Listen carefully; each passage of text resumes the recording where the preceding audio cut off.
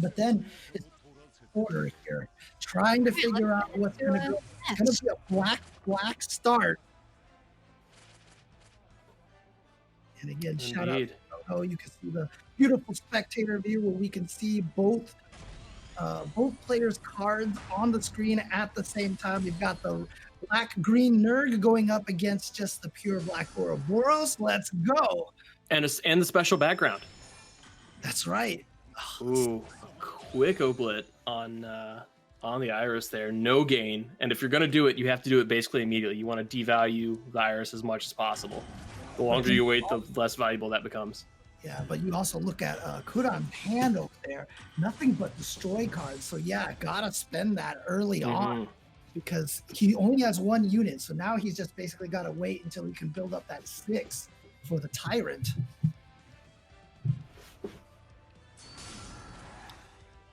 Here we go. We're going to try it again. Yep, another one. So now let's see how Kuran responds to this. Is he going to try to kill it again? The lair parade's about to begin as well. Okay, here we go. It is time to go, and maybe even. But see, the thing is, you don't want to spend the Bison on the first stage of the Tyrant because it's just going to go away. You don't want it to live longer. You want it to die, and so he's still stuck with this very unfortunate hand. I'm surprised he didn't Selfish Predation. Maybe he's willing to take a few hits first and have the Selfish Predation give him some life back. Right? Yeah, you don't want to predate too early and waste it, especially when you know you're going up against a deck that can generate a lot of damage over the course of a long game. And right now, what's interesting is that Akuma, the destroy card right there, is not going to do anything because he's already seen 2 layers and an Iris, so it's not going to have the same effectiveness.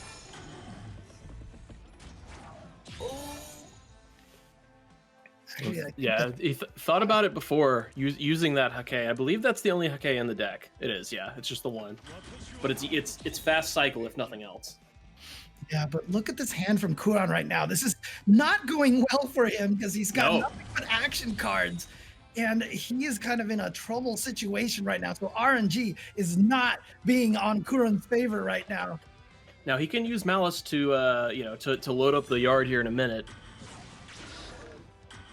Yeah, get something for the Ouroboros at least.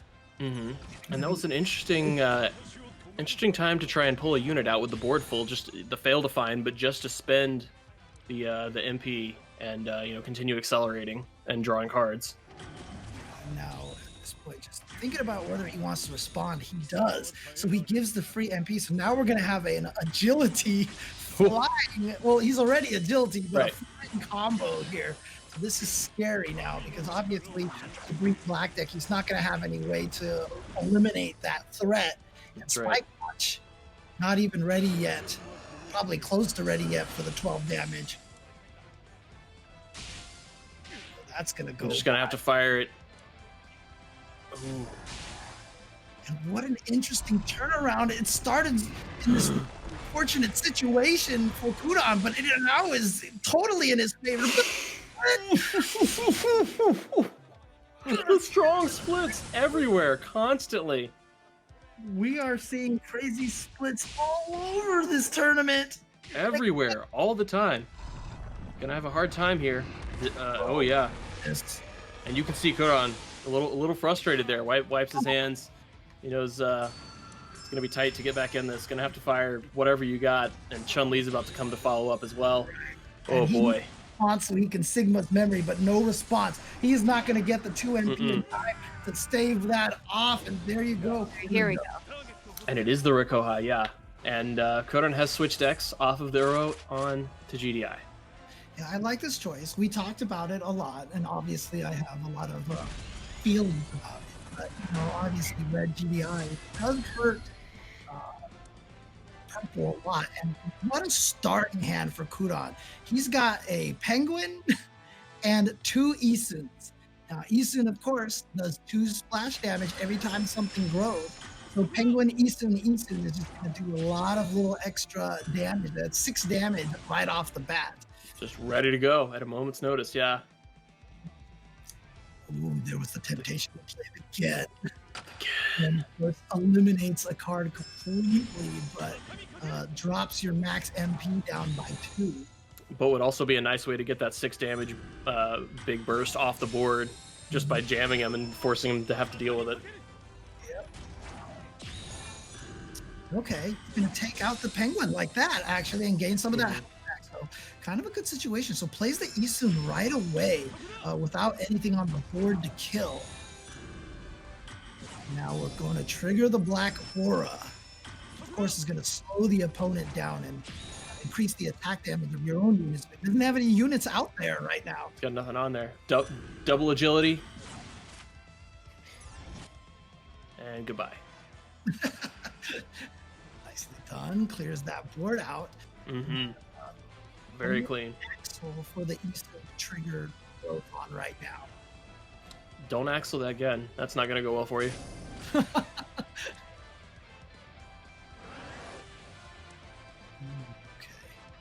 It's interesting because all the one attack units out there, you know this Rakoha deck is probably going to have a bunch of weaknesses and, you know, bounce units with one attack or less.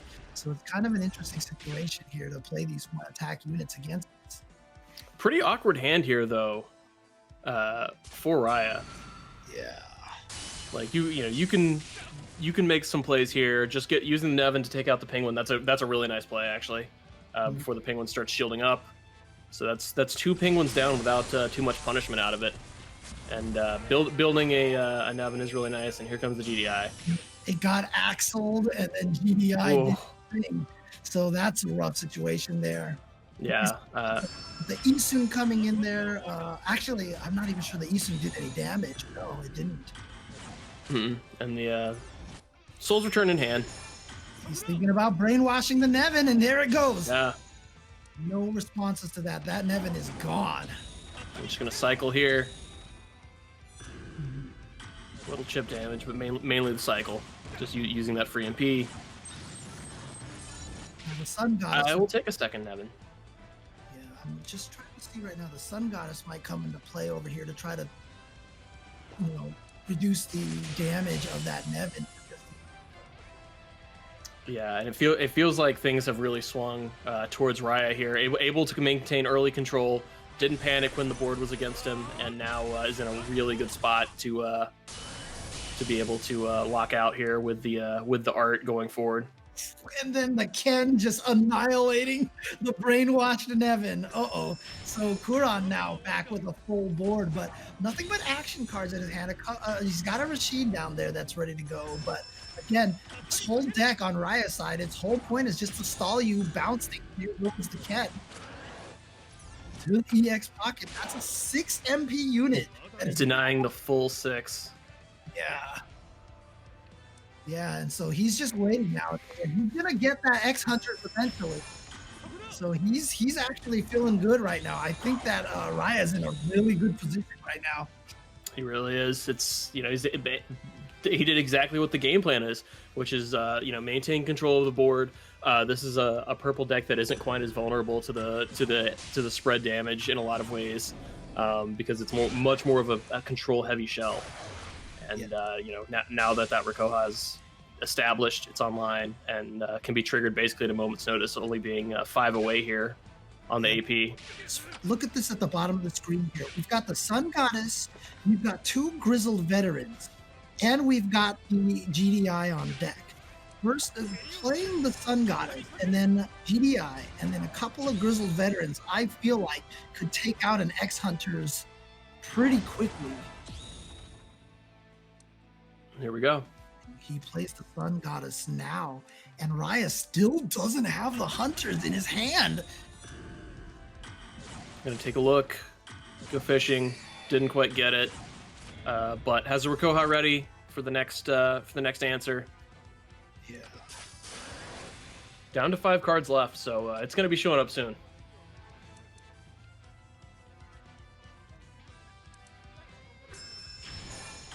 It's kind of an awkward situation for Raia right now. Let's see, burn another card and still nothing. No. Well, actually, he just took out the dog. Right. Yeah, using the bounces hard removal with the EX pocket full, getting a little extra value there. Yeah. Building more AP. No Hunters. Still missing that X Hunters. There's only 5 cards left in his deck. And you know, time is relevant here. 2 minutes left. Actually, that's right. Oh, actually, there it is. There it is right there. Yeah, finally found it. Soul's Return, so it could have accidentally killed the X-Hunters. Mm. All right, now stalemate. The stall here. He's got the Isun, he's got the Ken, he's got the GDI. Yeah, Right. he has no choice. He's gonna have to get that ceasefire down. This is gonna be very tight. This is a race right here. This is a race. And you can see he's letting the timer go. He's not gonna let go because he wants to drop. Here we go. Timing. He got it. He got it. Wow! It was hovered. It was ready to go. That is incredibly impressive. All right, so Grizzled Veterans and GDI. How much damage can he do? That is ridiculous. Here comes Chain. Oh, but that goes. Are we gonna see a counter here? The counter's in hand. The unforeseen interference is ready to go, but you know he wants to save him for the veterans. Yeah. And here comes one veteran. So is this gonna be a negate? Negate? He's only got the 3 MP. He's only really got 1 MP. He decides to pull a card instead. Baiting something out. He's trying to bait something out. There we go. Now Liberating, sure, and you let that right at this point, right? You want the health gain back. yeah. So hidden threat 0. That's your out here.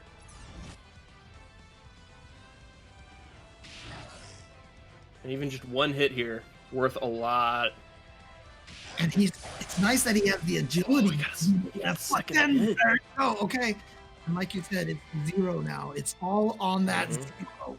1 minute and 25 seconds left in this round. Okay, gonna reduce the Rashid. That's smart play, so it can't do any damage anymore. Is he gonna go for it? I mean, he has 6 cards left in his deck. He would wipe them all away with that trump card. Here we go. What's the split? 5 and 4. 9 and 3. So Isu's still alive. Actually gives him the lead.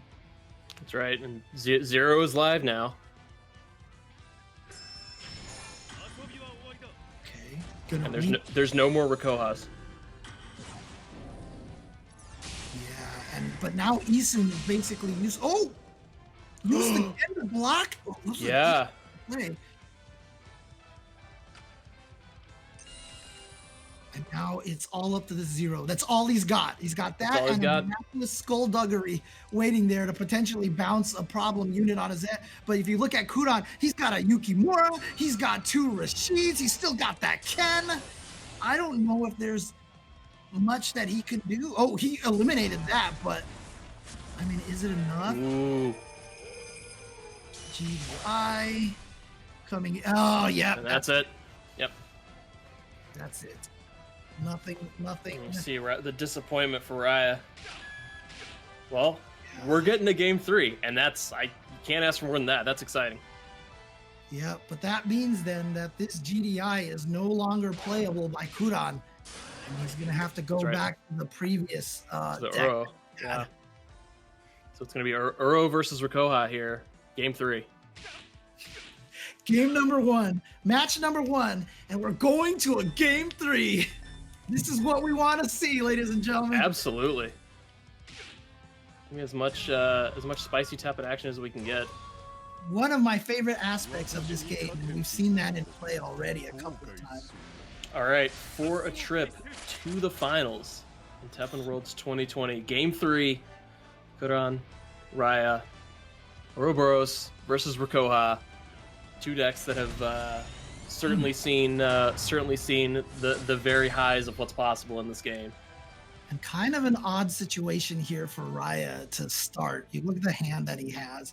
He's got a negate that can't do anything, a ceasefire that can't really do much at this point because he's got no units. He's got a bounce 1 attack card that probably can't do much. So he's got an interesting situation here how he's got to start this.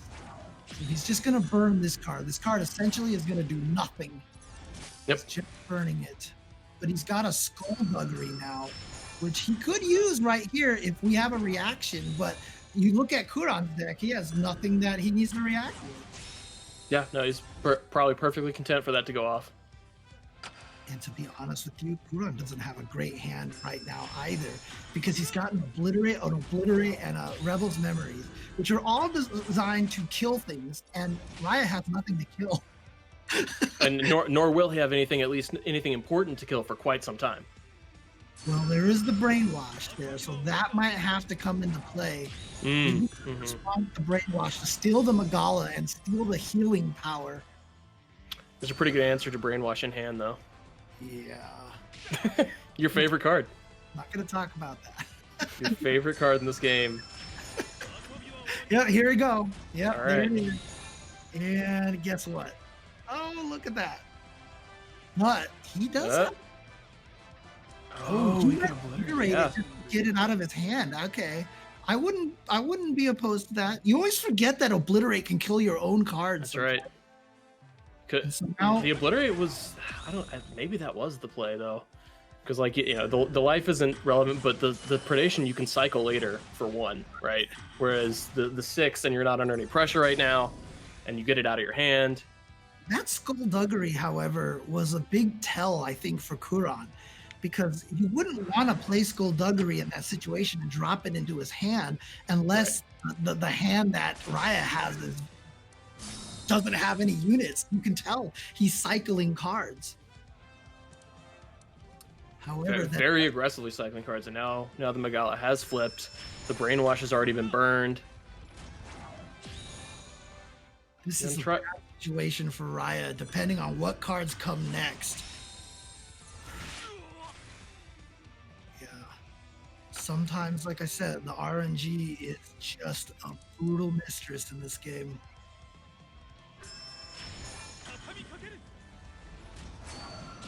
Alright. Just going to gain some life back on that. It's a good amount of life. He's got 2 cards in the EX pocket. But here comes the Rochi, and you don't even have to worry about a Brainwash anymore. And I'm going to bust out this Magala. Ooh. And I'm going to troll. Boy, well. That's an answer. Yeah. I guess that's why you run him. Again, came just in time. Now, he's got 2 weaknesses, so he can run 1 on the Magala and 1 on the flipped Tyrant as well. So there we go. He's going to lower the damage on the Magala, but Kuran says, nope, I'm going to give him more attack. Ooh, he spends both of them. Those are from the EX pocket. He's not even cycling. No, he's not. But he is building up memory. Yeah.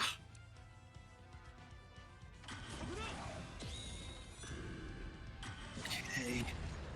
What's the plan here? He's trying to bounce. Traps are the plan. Yeah. Man, got it. Yep. Bounce that, and no cards to buff it, so that's gone. And that's a 9 MP, so that's going to be tough to play again. Yeah, you know what a problem is though? Bouncing it is, if you kill it, it's gone forever, right? Because it came back off the Uro. Mm-hmm. Now you get it back one more time. And also, there's that nice little card down there called Living Death, which I know is his favorite card. If you're not a black player, if you're not a Wesker player, I know Living Death is the most fair and balanced card that everybody loves all the time.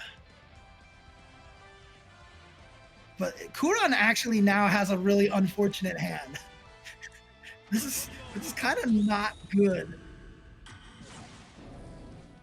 because this is what Raia wants, right? This is what he wants. He's just stalling. Because he's got the X-Hunters there, but the Living Death is a problem, because if he ever pops X-Hunters, Living Death, yep. Yeah, Living Death is just going to get rid of him. Okay, and he's going to bounce that as well, even though it can't do any damage. This is a weird game. Yeah, this is very awkward, and it's just a lot of decisions have to be made here. While something's on the board, go ahead and put it down. Yeah. This is a problem here. Not in a spot to fire the Living Death off just yet. Yeah, but he's also got Rebel's Memories. He's got all sorts of stuff here. And let's go. Who's gonna blink first? Yeah. What are you gonna get? Oh, He had the ceasefire. I missed the ceasefire. Oh God. Mm-hmm. Bad. This is bad. Oh, the 1 damage. And the Gan doesn't kill anything, so it's not going to drop his MP down. That's correct. But the things that Raia got are not good. A 3 and a 3 with 2 health. And but those were the only options. Yeah. He didn't have anything good. That is not what you wanted to get living death. Mm-mm. However, if that Gen dies, it makes Hidden Threat 0 actually unplayable. Because he'll only have 6 MP. Yeah. That is the weakness of living death. Again, against the living death deck. But look at Kuran's hand. He has a 9 unit and nothing but 6 obliterates. He's got to get that 0 going. Like it's, you know, if you don't play it, you don't get to play it. Oh boy, where's this going? Oh no! It went bottom. Oh, it went bottom. Oh, that's so clutch. But he's got a rebirth. Oh, he bounced it with the 0. But he's got the obliterate. Okay. The oblit, yeah. What is gonna happen? He's got so much. He's also got, look how much Rakoha he's got as well. Yeah, no, he is well stocked with effectively 3 Rakohas. And he might be able to squeeze 1 in here, although he doesn't need to with the attack going down.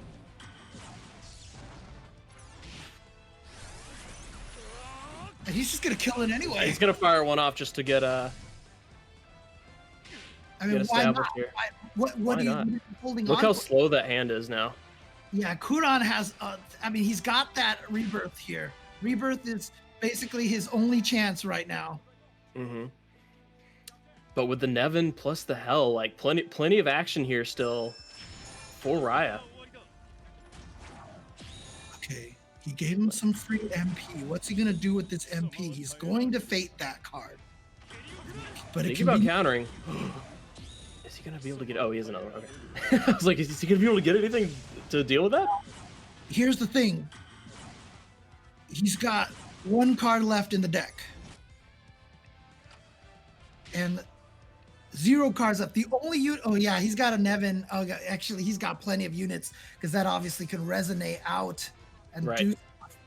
And yeah, that's what I was saying. The Hell will give you the options at least to. But stalling a little bit. That's 2 units. He's only got a Nevin left. Yeah, and it doesn't matter if you trigger or not.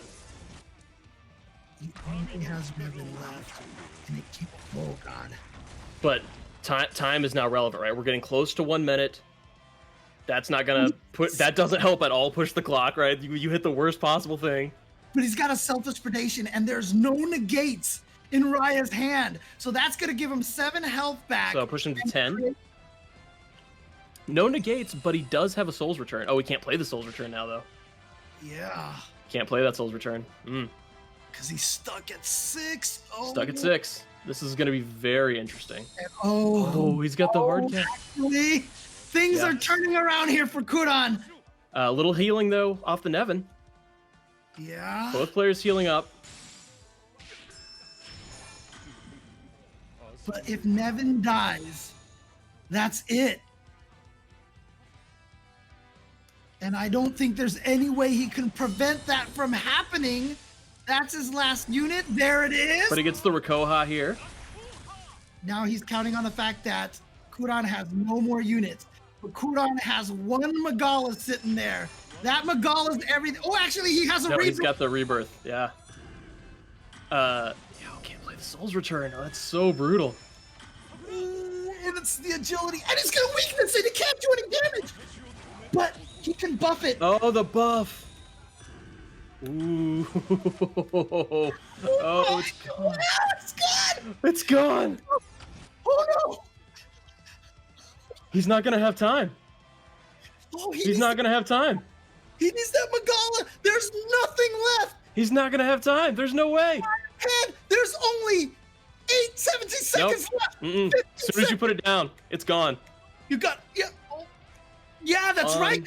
Unbelievable. He's just hovering the Rakoha. If that hits the ground, it's completely deleted. There's nothing. Unbelievable. Oh, he gets the flip! Hero He's gonna arc. get the flip! He couldn't get the There's no Recoil! time left. It doesn't matter. Right? Oh! And you can see the relief on his face. Wow! Oh my god! This The was flip. so intense. It was an art race. Unbelievable. Teppen.